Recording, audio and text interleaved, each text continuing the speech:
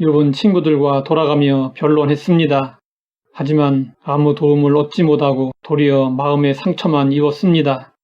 욥을 코너로 몰아붙이는 친구들의 모습 속에서 우리의 부끄러운 민낯이 보이기도 합니다. 욥은 친구들에게 말했습니다. 너희 아는 것을 나도 아노니 너희만 못하지 않으니라.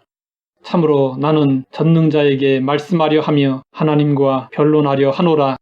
너희는 거짓말을 지어내는 자여 다 쓸모없는 의원이니라. 너희가 참으로 잠잠하면 그것이 너희의 지혜일 것이니라. 욥이 한 말 중에서 거짓말을 지어낸다는 말을 직역하면 거짓으로 회칠한다 입니다. 금이 간 벽에 회칠을 하면 강하고 안전해 보입니다.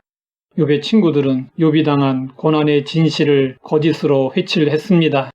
그들은 거짓으로 욥의 죄를 고발했습니다.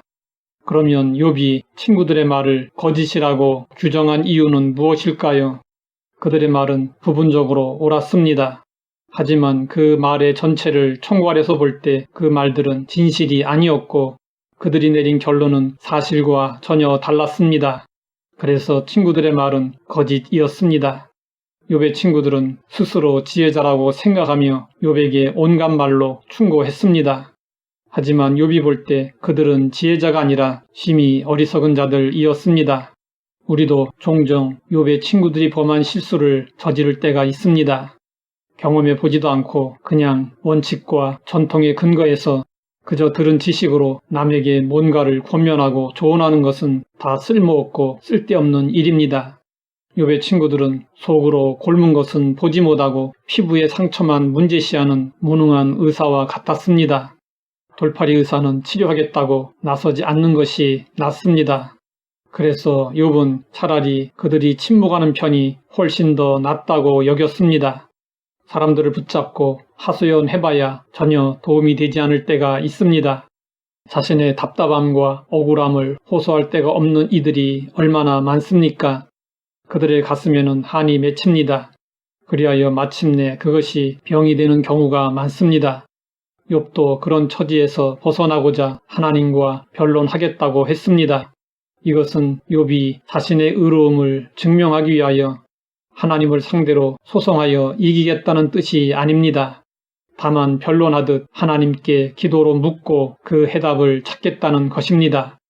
우리도 세상을 살아가면서 욥과 같이 억울하고 힘들고 감당하기 어려운 일을 만날 수 있습니다. 그때 아무도 의지할 데 없는 자처럼 망연자실해 있지는 않습니까? 하나님께 기도할 생각은 하지 않고 의지할 사람을 찾고 있지는 않습니까? 아니면 답답함 속에 홀로 갇혀 지내고 있지는 않습니까? 모든 문제의 해답은 하나님에게 있습니다. 우리에게도 신앙적 결단이 필요합니다. 하나님은 어려움에 처한 유다 백성들에게 말씀하셨습니다. 오라, 우리가 서로 변론하자. 너는 나에게 기억이 나게 하라. 우리가 함께 변론하자. 너는 말하여 내 의로움을 나타내라. 그 누구라도 고민과 억울함이 있으면 다 와서 말하라는 것입니다. 우리가 믿는 하나님은 이런 분이십니다. 힘과 능력 있는 사람이 자신의 명함을 내어주며 어려울 때 찾아오라고 하면 어떨까요? 마음이 든든하고 자랑스럽고 살아갈 용기가 날 것입니다. 그런데 전능하신 하나님이 우리에게 어려운 일이 있고 힘든 일이 있으면 언제든지 찾아와서 말하라고 하셨습니다. 너는 내게 부르짖으라. 내가 내게 응답하겠고 내가 알지 못하는 크고 은밀한 일을 내게 보이리라. 우리는 문제의 답을 찾지 못할 때 습관적으로 사람들에게 하소연합니다. 성도들은 그렇게 하지 말아야 합니다. 욥이 경험한 것처럼 사람들은 전혀 도움이 되지 않습니다. 성경은 말씀하고 있습니다.